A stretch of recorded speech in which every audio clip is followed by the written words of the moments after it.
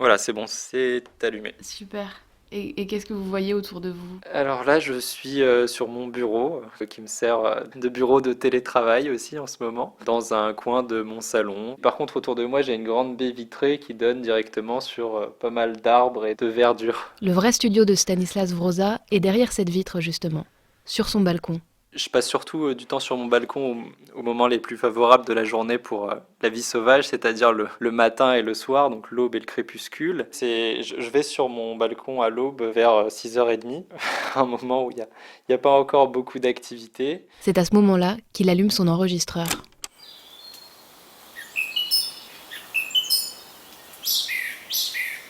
Là, vous écoutez la Grive musicienne, à Ville-d'Avray, dans les Yvelines, dont on perçoit mieux la fréquence grave en ce moment parce qu'il y a moins de voitures, d'avions, de chantiers. Des fois, je le laisse tourner pendant la nuit quand je vois que les conditions sont favorables, c'est-à-dire quand il y a du vent de sud qui va inciter les oiseaux à remonter vers le nord et donc à passer pendant la nuit. Je laisse tourner comme ça, j'arrive à voir des sons d'oiseaux migrateurs en plein milieu de la nuit qu'on ne détecte pas d'habitude. Comme cette Eudicnem criard vers 3 heures du mat, début avril. Depuis le début du confinement, Stanislas a réalisé plus de 600 enregistrements de chants d'oiseaux appartenant à 90 espèces différentes. Une boîte à trésors sonore qui lui permet de produire des indicateurs pour l'Office français de la biodiversité, son employeur.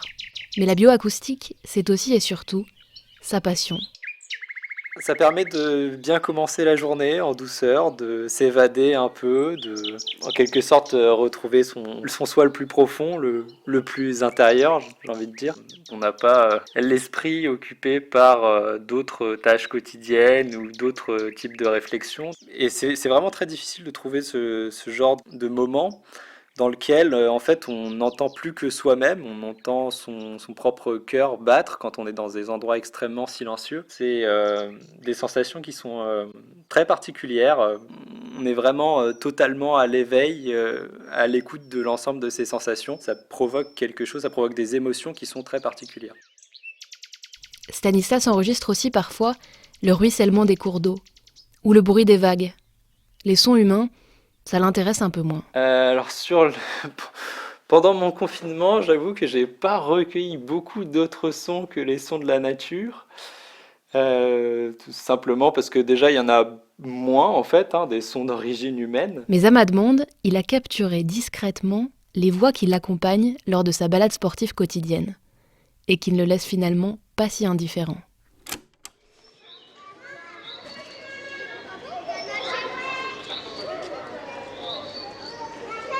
Effectivement, les enfants qui vont jouer là pendant l'heure qui est permise, les chiens qui peuvent sortir, ça fait partie des bruits qui sont quand même agréables puisqu'ils témoignent d'une certaine vitalité. Alors c'est sûr que je préfère les bruits d'ambiance extrêmement pure où il y a vraiment uniquement certains oiseaux, mais les bruits humains, c'est des bruits qui m'inspirent, c'est des bruits que je trouve agréables, oui. À ce stade de la conversation, je me suis dit que si Stanislas devait écouter de la musique, ce serait sans doute dans le genre Philip Glass. Je me suis complètement trompée. Je suis plutôt musique des années 80, mais je suis variété française, par exemple Queen, Scorpions, des groupes assez connus, disons, mais Vous écoutez ça à fond ou pas?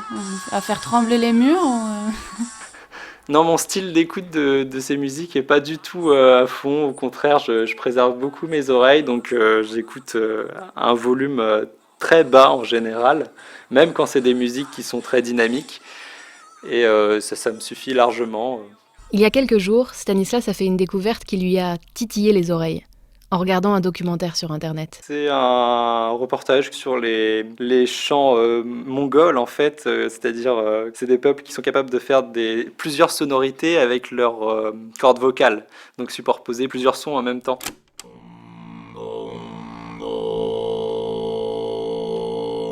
Donc c'est quelque chose qui est rare chez les humains, mais qui est extrêmement commun chez les oiseaux. Les oiseaux ont un organe vocal plus développé que les cordes vocales, qui leur permet sans aucun problème de faire deux sons en même temps. Et je trouvais ça très intéressant de voir qu'ils s'inspiraient en quelque sorte de certaines techniques des oiseaux pour reproduire leur chant et produire des sonorités qui me semblent intéressantes et qu'on n'entend pas du tout dans les civilisations occidentales, dans les musiques occidentales. Les oiseaux, encore et toujours le chant des oiseaux. C'est impossible de s'en lasser, m'a dit Stanislas. Surtout en ce moment, il les entend si bien.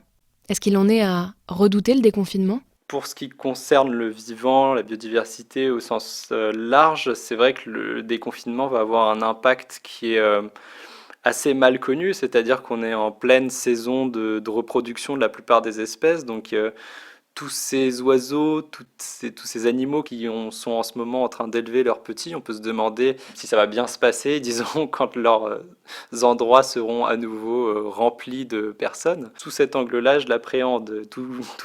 On est en contradictoire, on est tous contradictoires, mais pourtant j'ai tout aussi hâte de sortir que tout le monde et de revenir à des activités un peu plus extérieures, disons. Et si le silence du petit matin lui manque, Stanislas pourra toujours mettre son casque, fermer les yeux et se replonger dans les débuts du confinement.